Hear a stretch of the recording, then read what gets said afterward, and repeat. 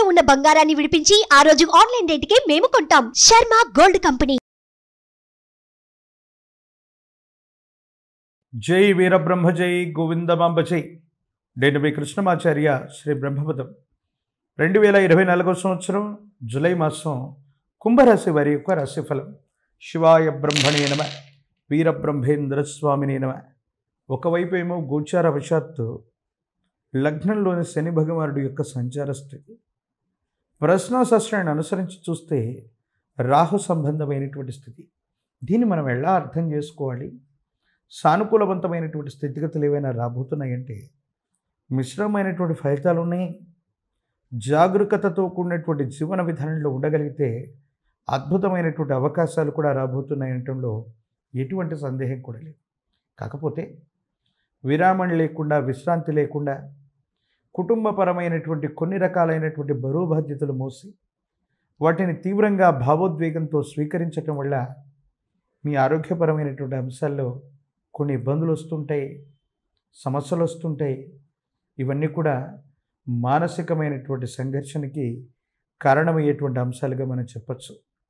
దైనందిన జీవితంలో కుటుంబపరమైనటువంటి పరిస్థితుల కోసం, కుటుంబ సభ్యుల కోసం అన్నీ మీరై చేసినటువంటి కొన్ని రకాలైనటువంటి త్యాగాలు వాళ్ళందరూ బాగున్నప్పటికీ ఎంతో కాలంగా విరామం, విశ్రాంతి లేకుండా మీరు చేసినటువంటి శ్రమ వల్ల ఆరోగ్యపరమైనటువంటి అంశాల్లో మీరు ఇబ్బందులు పడతారు. ఒక దీర్ఘకాలికమైనటువంటి ఆరోగ్య సమస్య మిమ్మల్ని ఇబ్బంది పెట్టేటువంటి అవకాశం ఉంది. ప్రత్యేకించి ఆర్థికపరమైనటువంటి అంశాల్లో కూడా సానుకూలవంతమైనటువంటి స్థితిగతి కోసం ప్రయత్నం చేస్తుంటే అనుకూలవంతమైనటువంటి ఫలితాలు రాకపోగా మానసికమైనటువంటి సంఘర్షణ అధికమైపోయి చేయవలసినటువంటి పనులు ఇవి చేయలేకపోతుంటారు. కొత్త ఉద్యోగం కోసం, కొత్త కొలువు కోసం, కొత్త వ్యాపారం కోసం మీరు పడేటువంటి నిరీక్షణ మరికొంతకాలం ఈ నిరీక్షణ కొనసాగే అవకాశం ఉంది. మీకు తగ్గ ఉద్యోగం లభించకపోవటమో, మీకు తగ్గ అనుకూలవంతమైనటువంటి స్థితిగతి రాకపోవటం, ఎంత ప్రయత్నం చేస్తున్నా జీవన గమనంలో ఎందుకో ఓ కష్టం అన్నటువంటిది పరిష్కారం లేనటువంటి సమస్యగా మీరు భావన చేస్తారు. ఇది మిమ్మల్ని, మీ వ్యక్తిత్వాన్ని కృషింపజేసేటువంటి అవకాశం ఉంది. అంటే మనిషికి ఉన్నటువంటి భావోద్వేగాలు ఎంత గొప్పవంటే యద్భావం తద్భవతి. మనం దేన్ని బలంగా మనం ఊహిస్తే అది బలంగా తయారవుతాం. ఏది బలహీనతగా మనం భావిస్తే మనం బలహీనలు చేస్తూ ఉంటాం. అలాగే ఈ సందర్భంలో మీరు ఆలోచించేటువంటి ఆలోచన విధానంలో మీరు చేసేటువంటి ప్రయత్నం సరిగ్గా లేకపోవటం కారణంగా సానుకూలవంతమైనటువంటి అంశాలు రాకపోగా మానసికమైన సంఘర్షణ అధికమైపోయి ఏం చేయాలో అర్థం కాక, ఏమవుతుందో తెలియక సంఘర్షణతో కూడిన జీవన విధానంతో ఉంటారు. ఏమవుతుందో అర్థం కానిటువంటి సందిగ్ధకరమైనటువంటి పరిస్థితుల్లోకి జీవితం వెళ్ళిపోయే అవకాశం ఉంది. ప్రత్యేకించి జీవిత భాగస్వామి అవ్వచ్చు, సంతానం అవ్వచ్చు, కుటుంబపరమైనటువంటి అంశాలు కూడా ప్రతికూలంగా మారుతూ ఉంటాయి. అంటే రాబడి తక్కువగా ఉండటం, ఖర్చులు పెరిగిపోవటం, కుటుంబంలో వేరే వ్యక్తి ఉద్యోగం, వ్యాపారం చేస్తుంటే తాత్కాలికంగా వాళ్ళు ఉద్యోగాన్ని మానేయటము, ఆ వ్యాపారంలో నష్టాలు రావటము, ఈ ఆకస్మికమైనటువంటి ధన నష్టం కూడా దానికి మీరు బాధ్యత వహించడం, ఇన్ని విపత్కరమైనటువంటి సమస్యలు ఒక్కసారిగా ఏర్పడటం వల్ల మీరు ధైర్యాన్ని కోల్పోతారు, సహనాన్ని కోల్పోతారు. ఏం చేయాలో అర్థం కానటువంటి సందిగ్ధకరమైన స్థితిగతికి వచ్చి ఇంకేమీ చేయలేకపోతున్నాం. సంఘర్షణతో కూడిన జీవన విధానం వల్ల మన జీవన గమనం మొత్తం కూడా ఇబ్బందికరంగా ఉందని మీరు అనుకుంటుంటారు. అందుకే చెప్తున్నాను, యద్భావం తద్భవతి. మీరు బలాన్ని ఊహిస్తే బలవంతులుగా ఉంటారు, బలహీనతని ఆపాదన చేసుకుంటే బలహీనులుగా మనం తయారవుతూ ఉంటాం.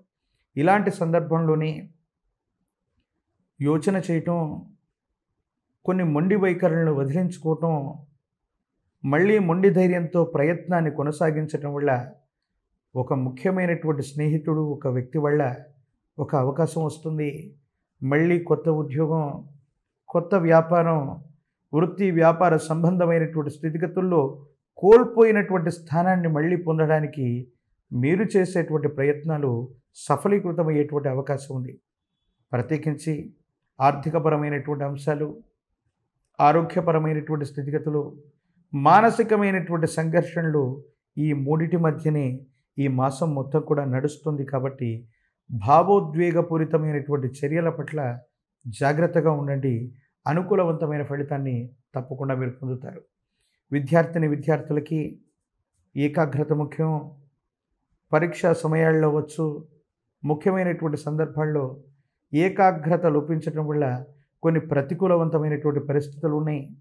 వివాహం కానటువంటి స్త్రీ పురుషులు కొంతకాలం మళ్ళీ వేచి చూడవలసినటువంటి పరిస్థితులు ఉన్నాయి.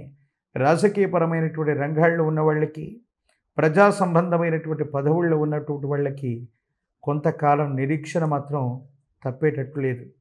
ఏది ఏమైనా ఇది ప్రతికూలవంతమైనటువంటి గ్రహగతులుగా మీరు భావన చేస్తూ ఉన్నా ఇది సానుకూలవంతమైనటువంటి అంశాలతో నిండినటువంటి మాసమే. మీరు తీసుకునేటువంటి నిర్ణయాలే ఇది అనుకూలంగానో ప్రతికూలంగానో మార్చేటువంటి అవకాశం ఉంది. కాబట్టి సానుకూలవంతమైనటువంటి స్థితిగతుల్లో ప్రయత్నం చేయండి. యోగదాయకమైనటువంటి ఫలితం తప్పకుండా వచ్చేటువంటి అవకాశం ఉంది. ప్రత్యేకించి ఏలినాటి శని లాంటి తీక్షణమైనటువంటి ఘడియలు నడుస్తూ ఉన్నప్పుడు హనుమంతుల వారు ఆంజనేయ స్వామి వారికి సంబంధించినటువంటి చాలీసా అవ్వచ్చు, హనుమంతుల వారికి సంబంధించిన స్తోత్రాలను చదువుకుంటున్న యోగదాయకమవుతుంది. స్వామివారి యొక్క విశేషవంతమైనటువంటి గంగ సింధూరం లేదా చందనాన్ని అనునిత్యం కూడా ధరింపజేసుకునేటువంటి ప్రయత్నం చేయండి. మరిన్ని యోగదాయకమైన ఫలితాలని మీరు పొందుతారు. ప్రత్యేకించి మీరు పూజించేటువంటి గ్రామదేవత, మీ కుటుంబానికి సంబంధించిన మూలమైనటువంటి ఇలవేల్పు దేవతా స్వరూపాలు.